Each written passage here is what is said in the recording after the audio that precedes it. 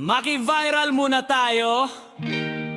People of the Philippines, make some noise!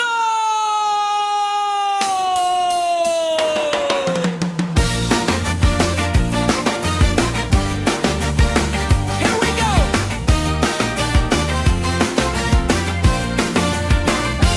Makinig kayo, mga sentensyador sa SOCMED ang lilinis nyo. Mga cute ang ina nyo. Kung makahusga kayo, parang banal kayo. Para kayong santong banal na aso at santong kabayo.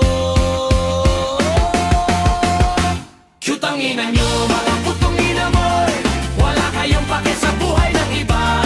Cute ang ina nyo, mga putong ina mo. Wala kayong pake sa buhay ng iba.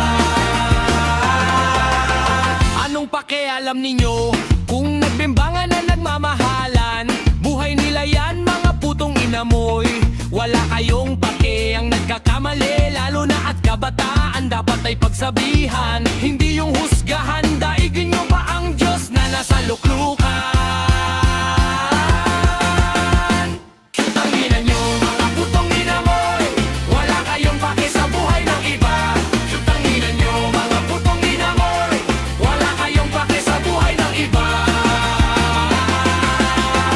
Ito ang real talk, tanginuming nyo. Husga kayo ng husga na parang mga eskriba. Pero ang totoo, gusto nyo rin makita ang ginagawa nila. Gusto nyo makita mga ginagawa nila habang kayo nagsasalsa.